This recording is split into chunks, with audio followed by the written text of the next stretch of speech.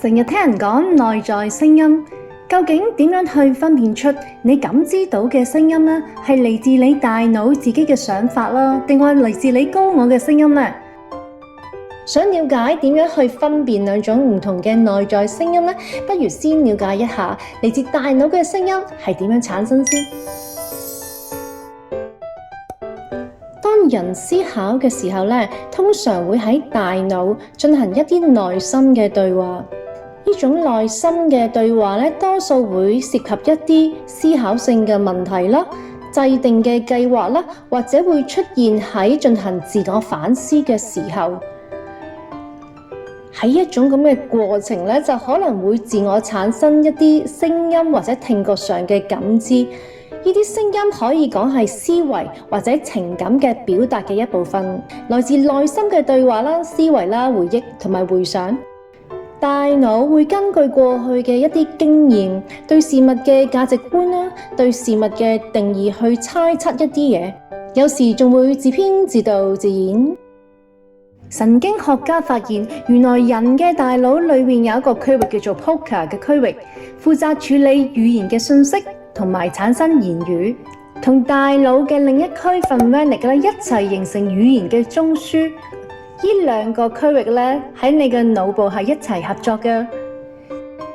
人類嘅大部分溝通都係透過一種波嘅形式去傳遞，呢啲波係可以攜帶信息。當我哋想講嘢之前咧，大腦裏邊嘅 Broca 嘅區域咧就會被啟動，思想咧會被轉化成內在嘅語言。呢啲內在嘅語言嘅語調咧，通常都會同你平時講嘢非常之相似嘅。為咗辨認呢啲內在聲音咧，係咪嚟自你嘅大腦嘅思維方式啦？你可以關注一下你嘅內在聲音嘅內容或者情景嘅。如果內在聲音係反映你嘅思維嘅過程啦、對話啦或者情感啦，咁佢好可能咧係嚟自你大腦嘅聲音啦。不如舉個例子啦，想象一下，一大清早你起身嘅時候，你可能會考慮緊，究竟食完早餐先至去刷牙，定話係刷完牙先食早餐呢？跟住你腦海入邊可能浮現出一個聲音，一把聲音，佢會話俾你知，梗係食咗嘢先刷牙啦，咁唔需要刷多次啊嘛。嗱，呢啲咁嘅具有分析能力嘅內在聲音呢，多數都係嚟自你大腦嘅聲音嚟㗎。相信好多人都已經知道，生命係由微觀嘅細胞啦、基因、DNA 等等構成，但有一樣同樣重要嘅嘢呢，就係我哋嘅意識。意識係生命嘅核心，但究竟意識係咩嚟嘅呢？喺科學領域嘅入邊呢，意識同暗物質一樣，係觸摸唔到、睇唔到，但我哋可以感受得到佢。每一個生命咧都有一定嘅意識，好似動物啦、植物、微細嘅單細胞嘅生物啦、細菌啦，甚至粒子，大到好似我哋嘅地球同其他星系嘅星球都有佢哋嘅意識，只係意識嘅強弱同存在嘅方式有啲唔同。喺2020年，英國嘅數學物理學家 Roger Penrose 用量子力學嚟解釋靈魂嘅存在，令佢贏得咗諾貝爾物理學獎。Roger Penrose 認為人類同其他嘅生命體之所以有意識嘅活動，係因為我哋嘅神經元組織裏邊有啲類似量子電腦嘅微管嘅構造，呢啲微管嘅構造以量子疊加態嘅方式不斷運動緊。疊加態係指物質粒子喺不被觀察嘅情況之下咧，處於一個不確定性或者有好多可能性嘅運動嘅狀態。只有喺被干涉之後咧，先至會成為確定嘅狀態。而 Roger Penrose 認為呢種模式同人類嘅意識或者靈魂係好吻合。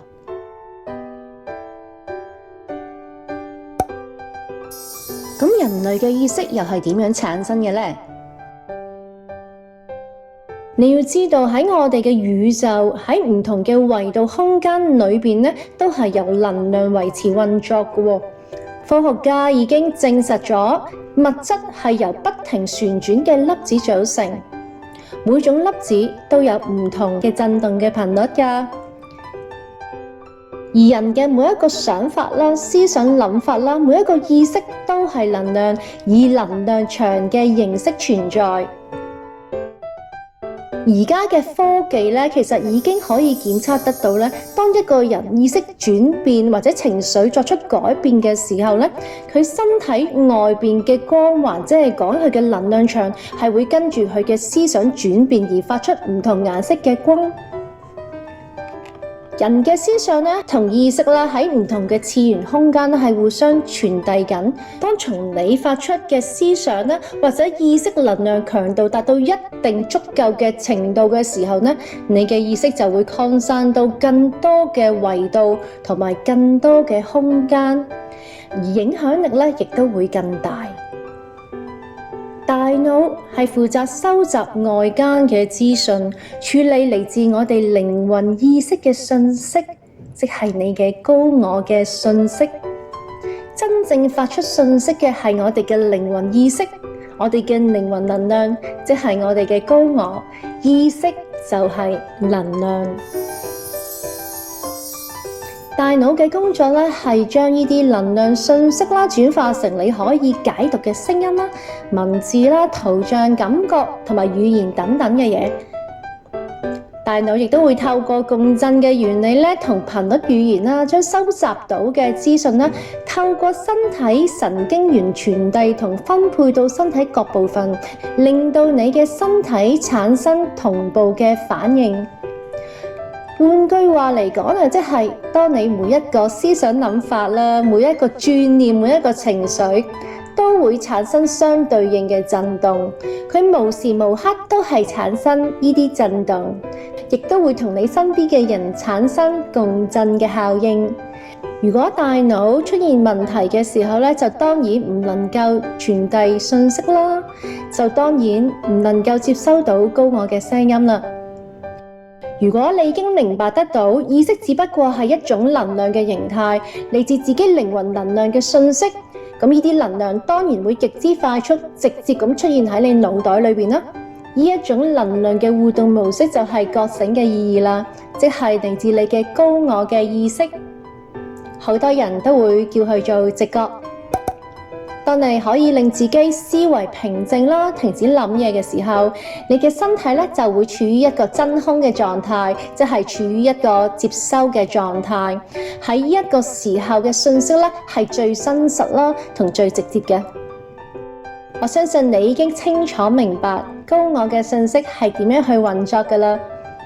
每個人都擁有自己獨特嘅震動嘅頻率，呢啲震動會影響我哋體驗世界嘅方式。咁當然啦，能量震動越高啦，生活嘅狀態會越理想嘅。你嘅顯化能力咧，亦都會更加強大。所以就由而家開始，不如改變自己嘅思維方式啊！